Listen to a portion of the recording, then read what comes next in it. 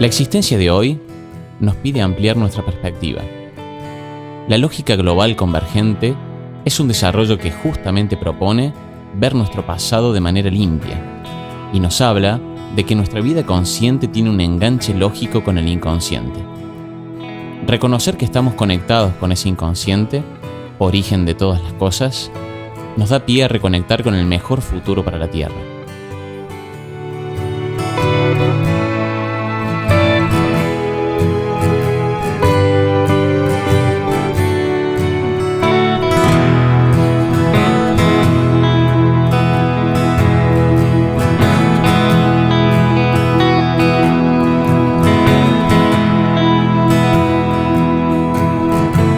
El desarrollo de la lógica global convergente nos brinda la posibilidad de un enlace con esa instancia inconsciente, el origen que sostiene nuestra existencia, a través del cual corregimos nuestra percepción del pasado.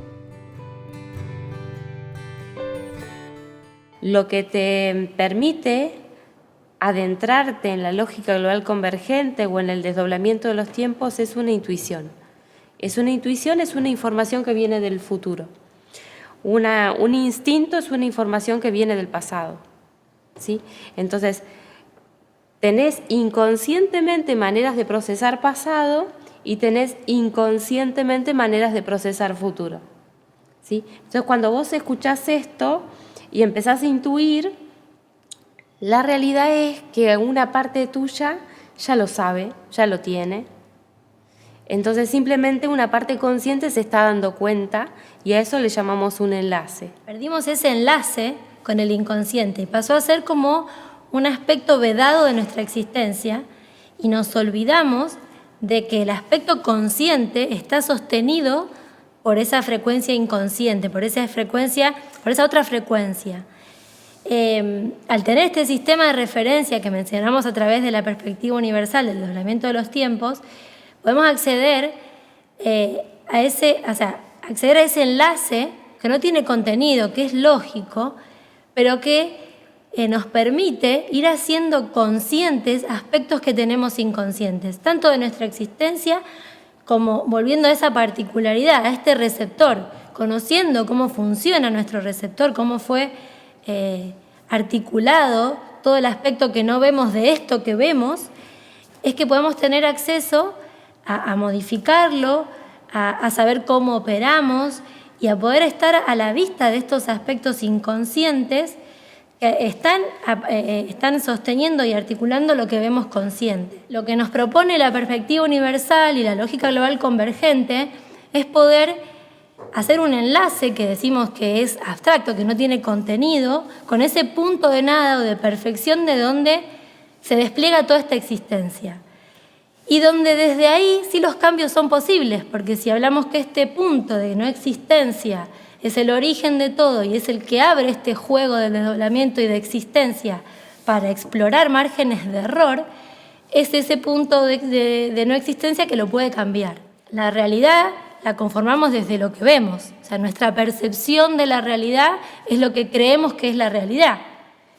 Y dejándonos esa posibilidad de enlazar con esa nada, es que podemos acceder a este cambio de percepción que implicaría un cambio de realidad.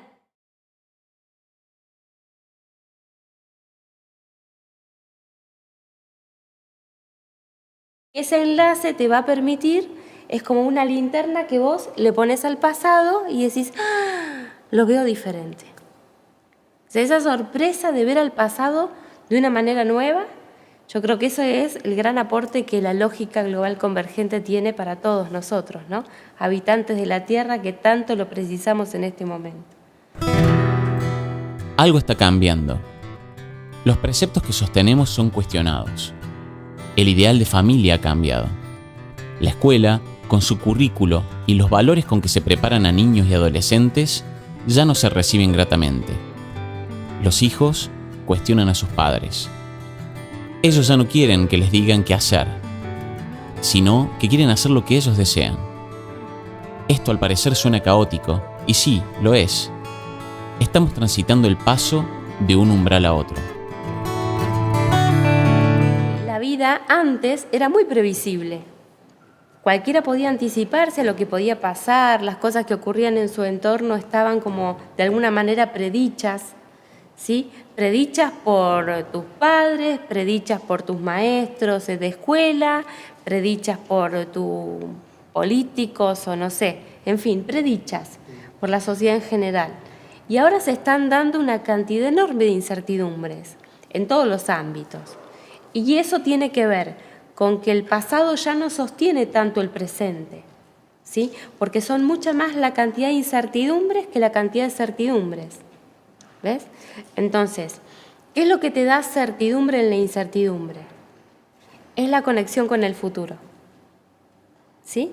La conexión con el futuro, y muchas personas intuitivamente se han conectado a lo largo de todo el tiempo con el futuro y han superado de esa manera situaciones que venían como adversas hacia su vida, ¿no?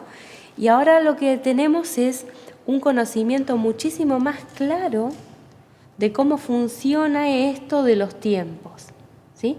Porque siempre, si tu referencia es el pasado, el futuro es incertidumbre total, ¿sí?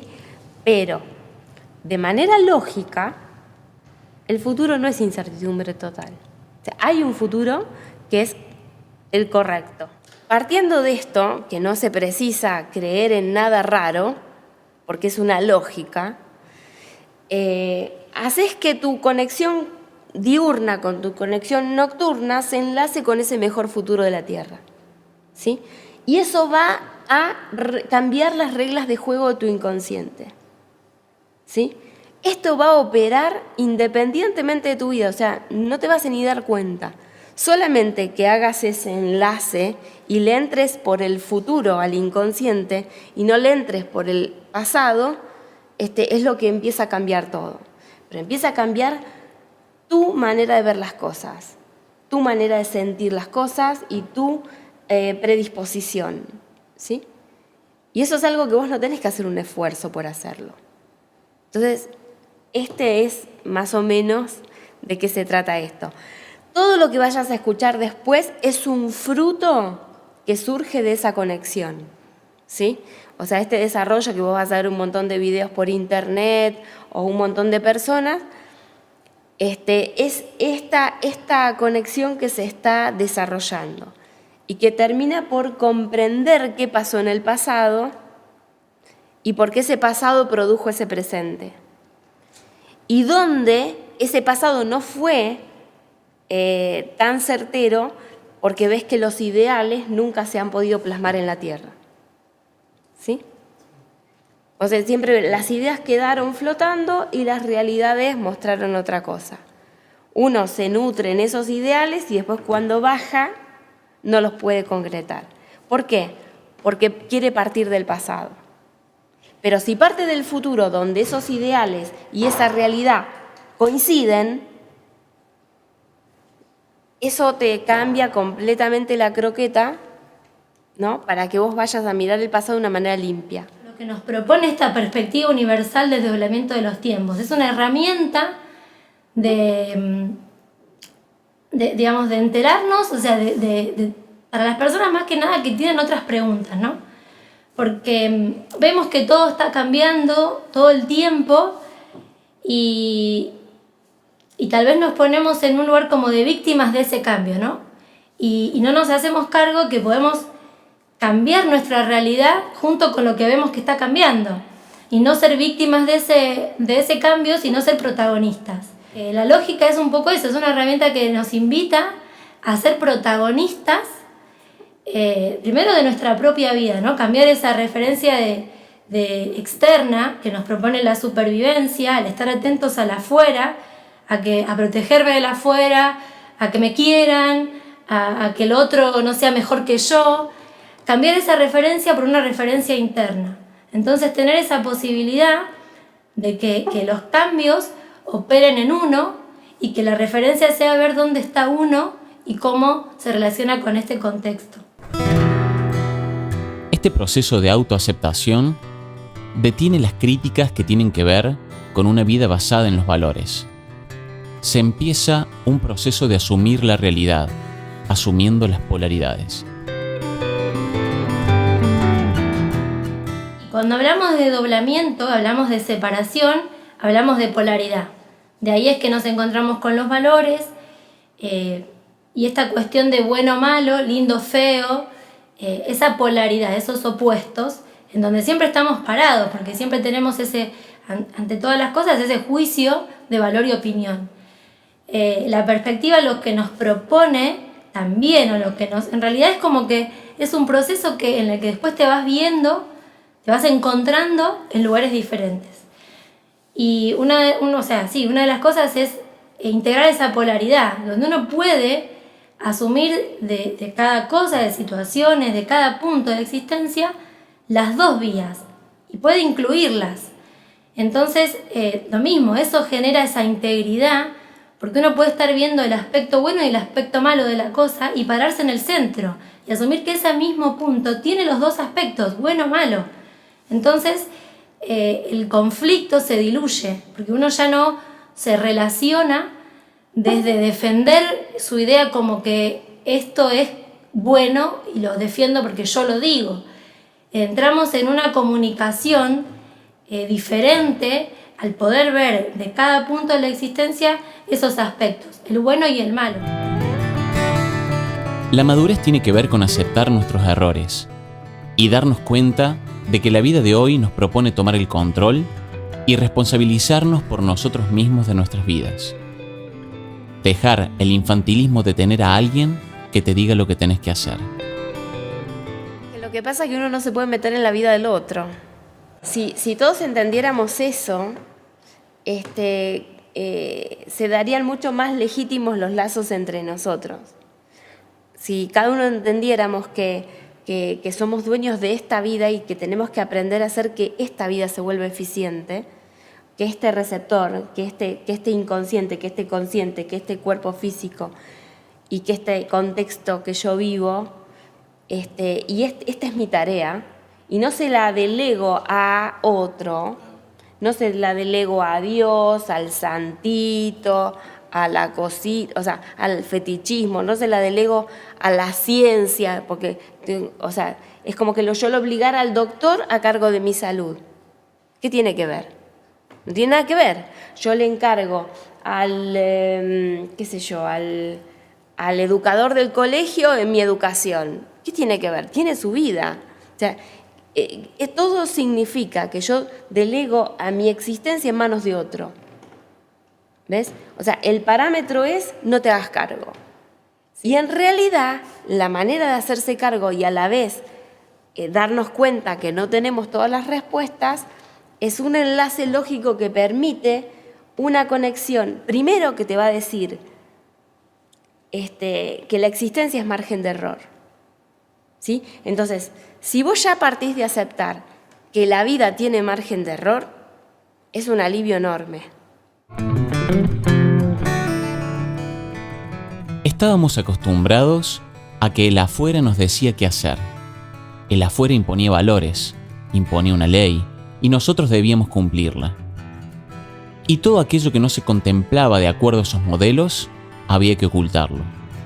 De esa manera, el ser humano no ha podido nunca aceptar sus errores y sus fallas. Porque, desde el modelo de sociedad ideal, esos errores propiciaban el castigo. Con ello, caímos en la represión de aspectos de nuestra naturaleza y no poder asumir a lo humano que somos en nuestra totalidad. Ser partícipes de este cambio y de cambiar, o sea, de poder virar la lógica, ya no de esa supervivencia, ya no desde esa validación externa, sino desde una integridad. Poder volvernos íntegros y relacionarnos en un contexto desde ese lugar, que imagínense cambia todo, ¿no? Porque uno desde una integridad va a tener otra finalidad para estar en la existencia, y de todo lo que transite en su existencia lo va a hacer desde otro lugar, desde ese lugar de integridad, donde no estoy buscando ni que me quieran, ni que me validen, sino que eso, viene a ser una consecuencia de la integridad que uno puede lograr en este cambio de paradigma. Ya no saliendo a buscar respuestas afuera, ya no pidiendo ese milagro, esa respuesta siempre de un Dios, de un maestro. Tenemos la oportunidad de volvernos íntegros por nuestra propia decisión y nuestra propia referencia. Y bueno, me parece que eso habla de una gran revolución. El modelo que quería montar, el quehacer de la realidad de una sola manera, única e inquebrantable, hoy queda obsoleto. Los tiempos que corren no piden cambios, piden reconfiguraciones. Los modelos sobre los que estábamos acostumbrados a actuar ya están viejos. La expresión que tenemos es un poco lamentable, porque la verdad, demasiada tecnología puesta en las cosas que en nuestros celulares, en nuestras computadoras, pero seguimos nosotros con preceptos muy arcaicos, en un mundo muy moderno, y preceptos muy arcaicos.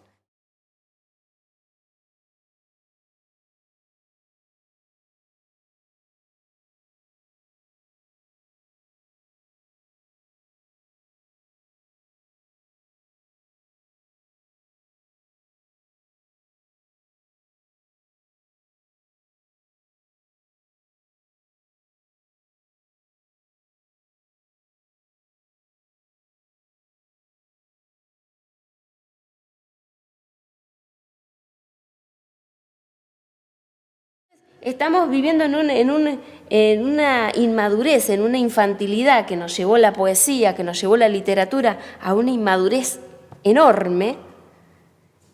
¿Y qué tenemos consecuencia? Una realidad donde todos nuestros presidentes son fruto de la inmadurez del pueblo, ¿no? Entonces, cuando vemos los frutos, tenemos que pensar que nosotros somos lo que lo sembramos, ¿no? O sea, no es la culpa de los presidentes. Los presidentes nacen de los pueblos y los pueblos son así, los presidentes son así. Y por primera vez estamos viendo eso al desnudo, ¿no? Entonces, esta es la maravilla, la oportunidad de ver al desnudo nuestros propios errores. Esa es nuestra cosecha. Hemos sembrado esto. ¿Sí? Cuando tenemos nuestros presidentes, tenemos que hacernos cargo de todos sus errores, porque son los errores nuestros, en definitiva.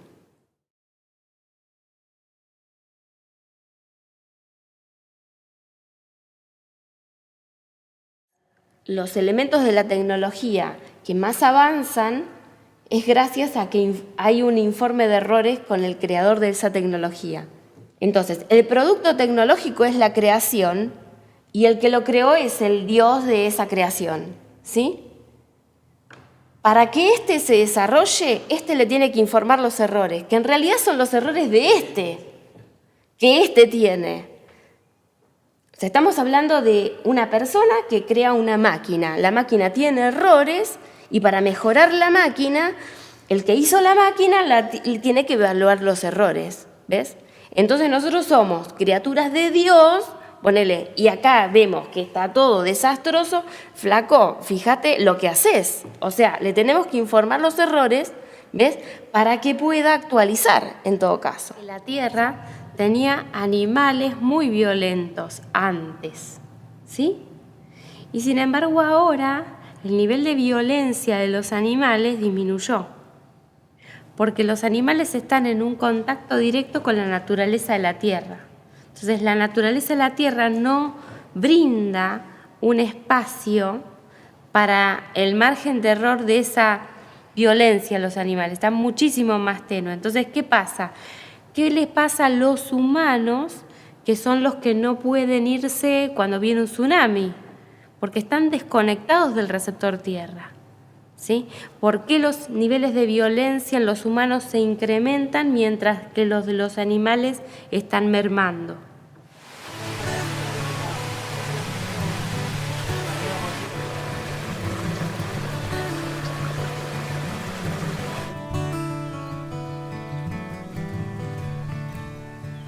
Porque estamos desenlazados del futuro de la Tierra, ¿sí? No estaríamos formando parte del futuro de la Tierra, ¿sí?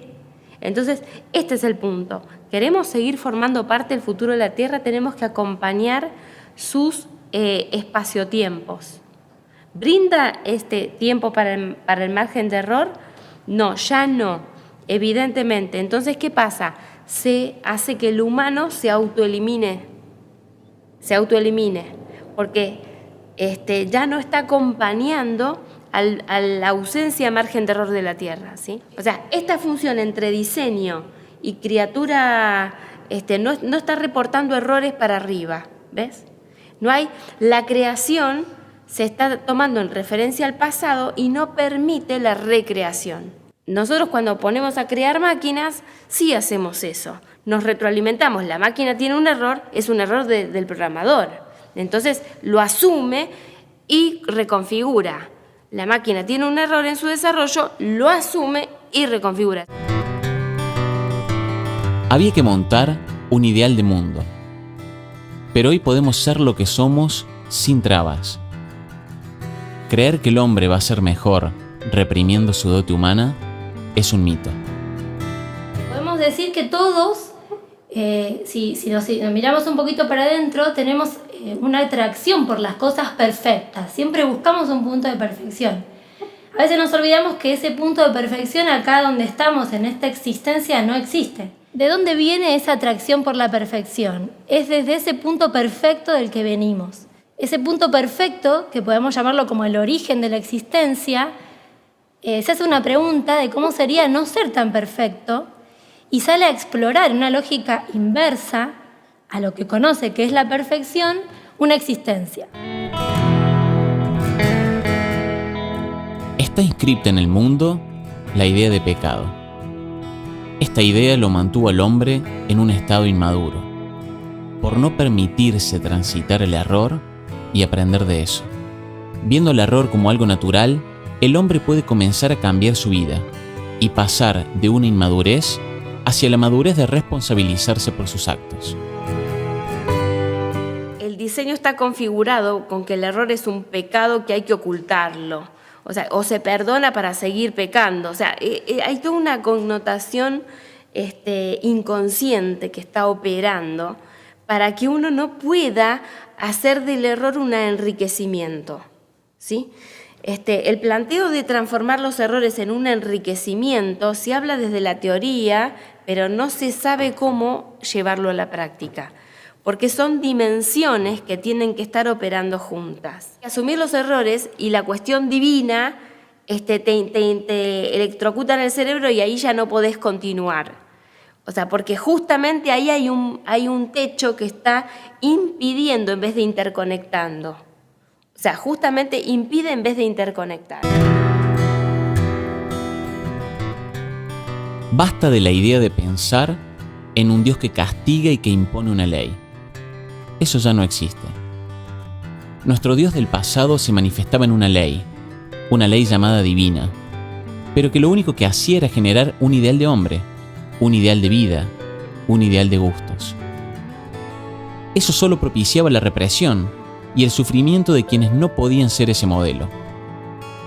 Esa fue la ley que nos quitó la posibilidad de referenciarnos en nosotros mismos y de asumir nuestros errores y nuestras particularidades como algo totalmente natural. Sin embargo, por alguna razón, la realidad está exponiendo todo lo que el humano quiere ocultar. Entonces hay una dimensión que está terminando con esa trastienda del diseño, de decir, bueno, esto lo digo, pero esto lo callo, ¿no? O sea, esto lo sé, pero me lo guardo para tener ventaja con... O sea, toda esta cuestión no permite que se reconfigure en otra dimensión el error. Hemos asumido a la hipocresía como una forma de vida, ¿sí? La hipocresía es una forma de vida, es una manera de vivir, mostrar lo que está bien mostrar, hacer lo que está bien hacer, pensar lo que está bien pensar, ¿no? O sea, cada vez el receptor se parametriza con estas referencias externas porque no tiene otros mecanismos. Pero sin embargo, a pesar de todo esto, está ganando algo que nadie está controlando. Nosotros vivimos de la tierra. Tomamos a la tierra como nuestro recurso, pero no nos damos cuenta que somos sus recursos. La tierra brinda las posibilidades, pero tiene que haber una conectividad para que esas posibilidades tengan que ver con un propósito previo de la tierra. ¿Sí? El propósito previo de la tierra y el propósito previo del humano no estarían coincidiendo. ¿Sí? Porque el humano tiene un propósito depredador. Entonces es un propósito tomador. La tierra tiene un propósito dador. Entonces no estarían coincidiendo. ¿Ves? Entonces, esto es lo que pasa. Que al no asumirse como receptor, no puede asumirse como dador. Es chupador, es saqueador, es violador. Tenemos un diseño violador. Si nosotros somos parte de la tierra, damos junto con ella. Damos junto con ella porque se articula de otra manera. Sí, el inconsciente humano vira a sentirse una especie de la tierra. ¿Sí? Una especie refinada, con toda la razón, claro que sí. Pero ese refinamiento tiene que jugar a favor del propósito previo de la tierra para que el propósito futuro del humano pueda continuar.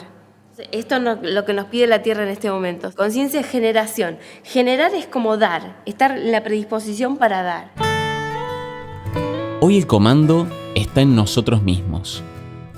Asumir nuestro protagonismo trabajando en red para un nuevo modelo inclusivo que valora el error y las diferencias y permite que cada ser humano, por sí solo, en interconexión con los demás, pueda llevar el timón de su vida.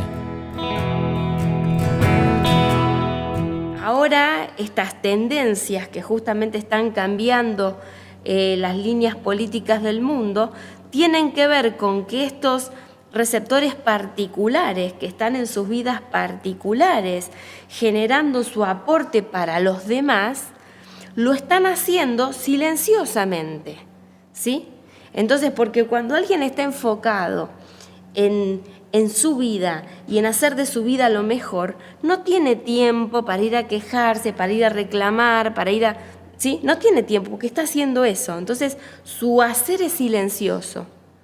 Tan silencioso que pasa desapercibido por la sociedad, pasa desapercibido por los medios, pasa desapercibido por los políticos, pasa desapercibido por los economistas, pasa desapercibido por todos. Es lo que termina orientando todos los resultados electorales que están ocurriendo, ¿sí? Es que los silenciosos están mirando al aspecto inmaduro de la sociedad, que es el aspecto que chilla, el aspecto que hace lío, el aspecto que va a mostrarse, ¿no? Es el aspecto que va a mostrarse, entonces estamos orientados para ver solamente aquello que se manifiesta. Y no tenemos ojos para ver lo que se manifiesta en la realidad, pero no en una expresión, ¿sí? Entonces, por ejemplo, un medio hoy mira cómo si Trump llenó la plaza o Obama llenó más la plaza. Y la realidad está pasando por otro lado. El votante de hoy no le interesa ir a la plaza porque no le interesa poner una banderita en ninguna parte. Y ese es el observador maduro que está ubicado en su vida, que tiene criterio y que está manejando para dónde va el mundo, ¿sí? Pero claro, la madurez llama más al silencio, la inmadurez llama más hacia la expresión, ¿sí? Entonces, al ver nosotros solamente lo inmaduro, pensamos que toda la gente es la que se está expresando en las calles. No, la gente es la que está silenciosamente cada uno en su vida y dando lo mejor de sí. Esa es la gente que está liderando el mundo en estos momentos. La realidad nos pide vivir nuestra particularidad. El modelo que quería implantar una sola manera ideal de hacer las cosas ya no sirve. Hoy valoramos la particularidad y la diferencia. Podemos asumir el protagonismo de nuestras vidas, dejando atrás los modelos del pasado que eran meramente un ideal y que para los tiempos que corren sostuvieron la inmadurez del hombre. La fricción entre diseños es necesaria, es necesaria para que se exprese la particularidad. Luego que se expresa, puede ser vista desde otra dimensión a la que vamos accediendo poquito a poco, porque es una dimensión muy abstracta. Entonces, en la cual, a través de eso que llamamos la lógica global convergente, nos podemos ver. Pero en la particularidad nos tenemos que poder expresar. Asumir nuestra particularidad se hace necesario para lograr un cambio, porque si seguimos mostrando lo que está bien mostrar, de acuerdo a lo que está bien hacer, nos perdemos la riqueza de poder ver las distintas expresiones. Hoy día, nadie se siente tan de su país como antes. O sea, porque nos hemos convertido en ciudadanos globales, más que en cada uno de una nación, ¿sí? Porque todos en sus redes sociales tienen múltiples amigos y contactos en otros países, ¿sí? Por lo tanto, eso genera vínculos de cercanía entre naciones que van flexibilizando lo que es la identidad nacional. Por ejemplo, la economía del mundo se mueve por los conflictos, ¿sí?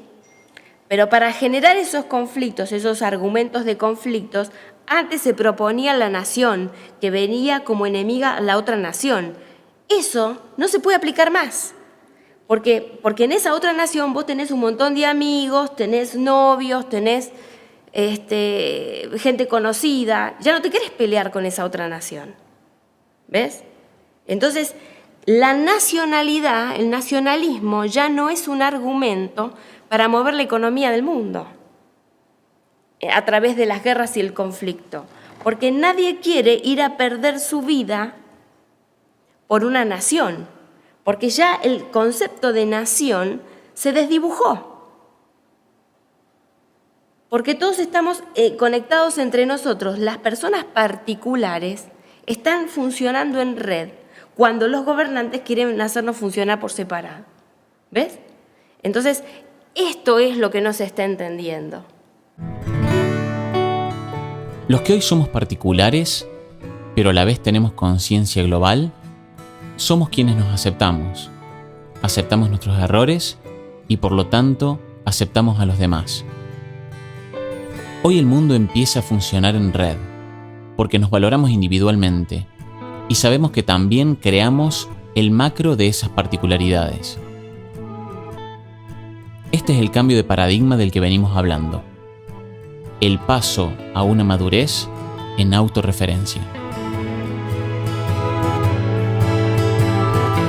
La gente pacífica no está haciendo montadas escenográficas. La gente pacífica está en paz en sus vidas, pero esos no están en los medios. En los medios están los otros, que justamente si la economía del mundo se mueve por producir conflictos armados y destruir ciudades para después volverlas a construir de nuevo, ¿sí? Y toda esta cosa infantil, ¿no? De me enojo con el otro y le tiro una bomba, o sea, porque hablaste con y entonces te amenazo con ponerte toda la militancia. O sea, ¿qué pasa? Que cada vez más los humanos no se vuelven tan fácilmente convencibles para salir a dar su vida por algo. ¿Ves? Entonces ya no es tan rentable como era antes, que el sentimiento patriota o todos estos versos, todos estos cuentos de enfrentamientos armados, que se arman los conflictos para mover la economía, ya la gente no quiere participar en eso. ¿Ves? Pero este fenómeno, los periodistas parece que no lo vieran, parece que se les pasa desapercibido. Pero sin embargo está ocurriendo y todo el mundo sabe que está ocurriendo esto. Las cosas van por una vía de arreglo. Lo que pasa es que ese arreglo va a destapar un montón de hipocresía, que es lo que nosotros venimos socialmente acostumbrados y tenemos socialmente aceptada. Esto es lo que se está exponiendo. Entonces, esta es la victoria de los silenciosos. Esta es la victoria de la gente que se está ocupando de su vida ser cada día mejor. Entonces, no necesitan llenar plazas, no necesitan salamear a ningún líder, porque ellos están liderando sus vidas. Entonces, esta es la revolución silenciosa, ¿sí? Que tenemos que hacernos otro tipo de preguntas para poder ver a esa gente. Pero esa gente está, y esa gente está en este momento comandando el mundo. Es una muy buena noticia, ¿no?